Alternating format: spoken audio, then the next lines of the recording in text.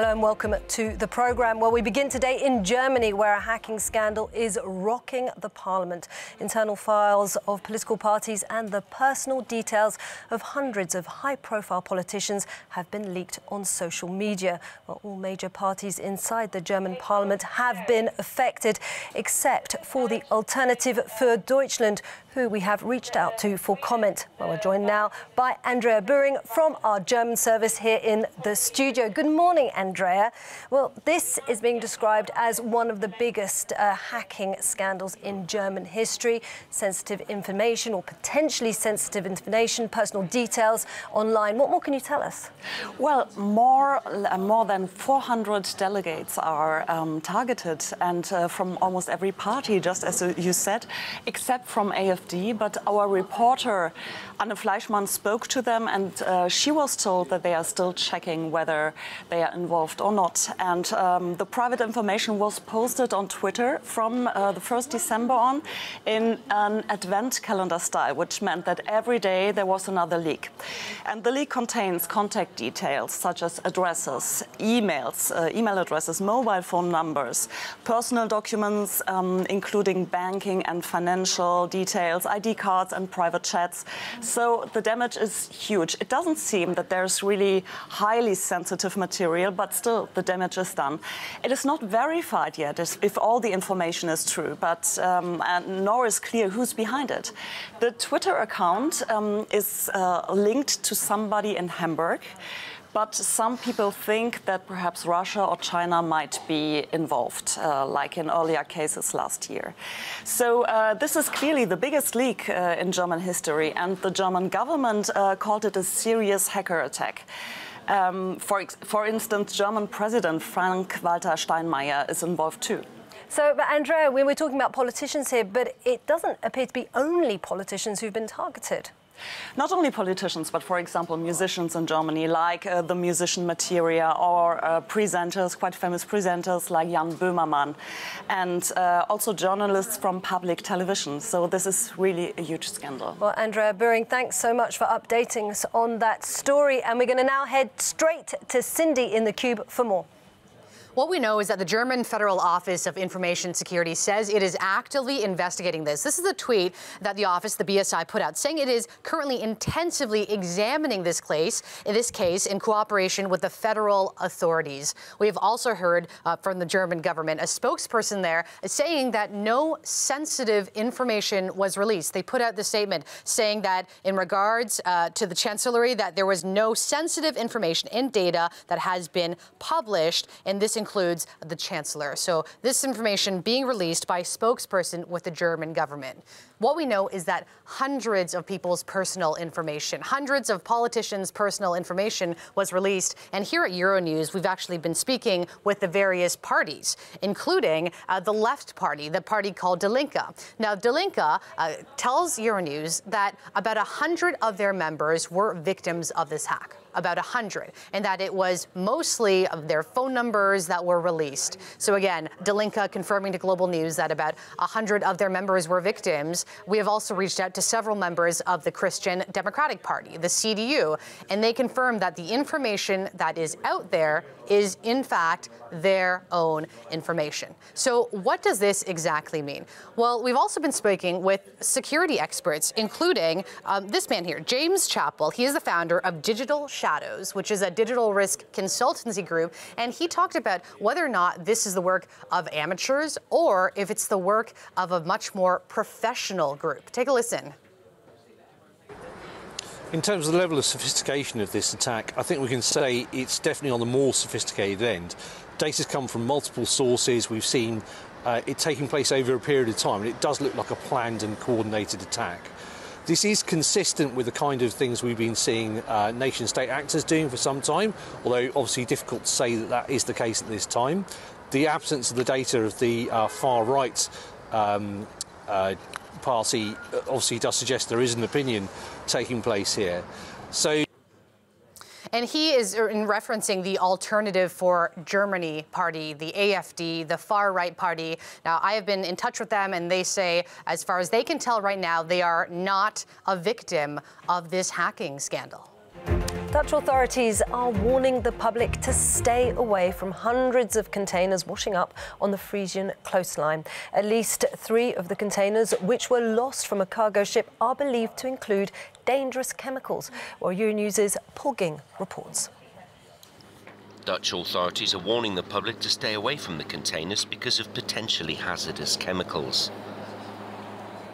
A day earlier, the MSC Zoe lost part of its cargo in a storm off the North Sea.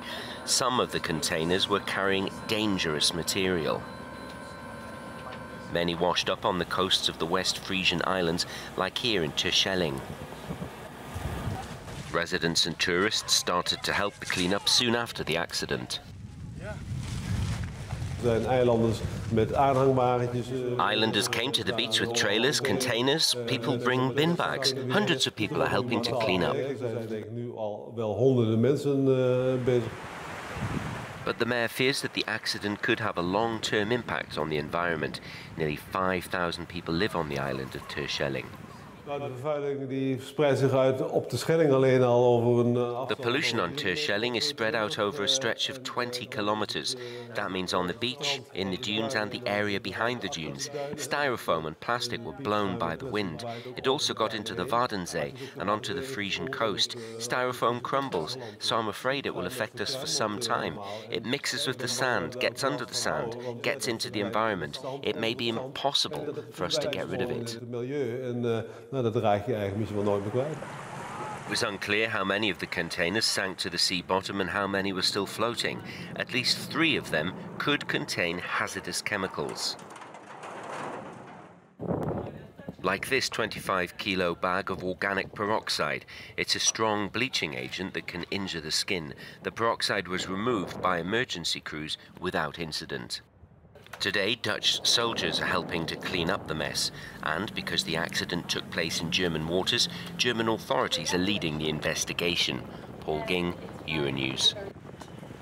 Well, I'm joined now by the environmentalist John Houston, who's the founder of the Blue Planet Society. Well, good morning to you. We've just been listening to a report about the potential effects of this cargo spill.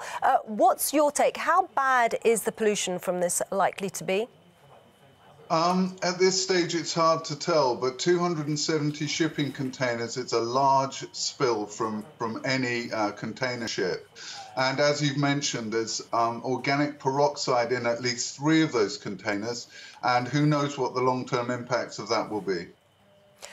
Can you give us an idea, though? What do you know what kind of environmental impact that could cause if they were to spill? Well, it depends. I mean, I do know that in that area, which incidentally is a UNESCO World Heritage Site, there are seal colonies. If undiluted, if that peroxide came ashore in an area which had high biodiversity, it could have a severe impact. And it would pose a danger to the lives of the nature and the animals who live there on this UNESCO heritage site. Undiluted, yes. I mean, there is a chance that it will disperse into the ocean and not have a great impact. But if, as I say, if it's undiluted, if a container spills into an area which has got important wildlife or the human population, then it could have severe impacts. As you can tell, I mean, I think they got the army to take away that bag. So there are many more bags out there, and that's the problem. They could be on the seabed, they could leach out over time. This is a very serious concern, especially for the area, as I said, it's a UNESCO World Heritage Site. There's lots of marine life there. I do believe the Dutch people are doing a fantastic job. I know they're not allowed, obviously should be very wary of what they're picking up, but I believe they picked up over 200,000 kilograms already of trash that's come out of this. It is trash now, but obviously it was somebody's goods at one stage. Yeah, and so yes, you've been saying that the people have really kind of gone behind this whole effort to clean up the beaches. But is there anything else that can be done to mitigate the potentially hazardous effects of this cargo spill? No. Well, for a start, they have to find it. Most of those containers will sink. The ones that float will come ashore. If, and hopefully this is going to be the case, the 3 containers containing the organic peroxide come ashore intact, that would be fantastic. They could take them away without much damage being done. But as you've seen, there's already a bag, or at least one bag that I know of, and I've seen online several people reporting seeing possible hazardous materials. So if it's split open and this is dispersed into the sea, it will have a negative impact. It will be localized, but it will be negative. Well, a British-Iranian woman who has been jailed in Iran on espionage charges has said she will go on hunger strike. Well, Nazanin Zaghari-Ratcliffe is protesting against being denied access to medical care after a range of concerns, including finding lumps in her breasts. Well, we've been following Nazanin's story closely on euronews, and to discuss the situation further, I'm joined now in the studio by our correspondent, Alistair Sanford. Well, good morning, Alistair. Good morning, Isabel. Now, this does seem to be a worrying turn of events, doesn't it? Yes, Nazanin Zaghari-Ratcliffe has been in prison now for nearly 3 years. She's said to be suffering from a range of health problems, according to her husband, Richard Ratcliffe. She has panic attacks. She feels a pain in her neck, numbness in her arms and legs, and feels this lump in her breasts as well. Now, he says that medical treatment has been blocked and also the visit of an outside psychiatrist banned. This by the head of the clinic at Evin prison, where she's being held in Tehran, even though he says the prison doctor has approved that treatment. Now, she plans to go on hunger strike for 3 days later this month. She's not alone. She's doing it with the human rights activist Nargiz Mohammadi, who is deputy president of an NGO called the Defenders of Human Rights Centre. She's also in jail, and she's also suffering from health problems. And they say together in this letter they're doing it in protest of what they call this illegal, inhuman and unlawful behaviour, and complaining about their concerns for their health and survival not being heeded at this denial of what they call specialist treatment. So they plan to go on hunger strike for 3 days in mid-January and possibly extend it afterwards. According to Richard Ratcliffe, his wife just says enough is enough. She, of course, worked for the Thomson Reuters Foundation, but when she was held at Tehran airport back in 2016, she was accused of spying, of plotting to overthrow the Iranian regime, and she's been sentenced to 5 years in jail. She, of course, denies all those charges. Alistair, her 40th birthday was a particularly difficult milestone, wasn't it? Yes, Boxing Day, 26th of December, was her 40th birthday. And Richard Ratcliffe says that this just reinforces a sense of despair, that she'll never get out, never have another baby. Of course, her daughter, who's now 4, is being looked after by her family in Tehran. Incidentally, she's now spent 1,000 days in jail. Richard Ratcliffe wants a meeting with Jeremy Hunt, the Foreign Secretary, as well as the Iranian and British ambassadors. Jeremy Hunt accused the Iranian regime just the other day of using innocent people for diplomatic leverage. Amnesty International says the British government should go further and really insist on this medical treatment. So far, all the diplomatic efforts have really come to nothing. Jeremy Hunt was in Tehran in November. There are some calls now for the UK to get tougher. But look at the regime we're dealing with. It's very unpredictable. And in Mohammadi's case, it's even harsher. She's been sentenced back in 2016 to 16 years in jail, all for human rights campaigning, especially to try to get the death penalty abolished for young offenders. So it shows the harshness of their judicial system.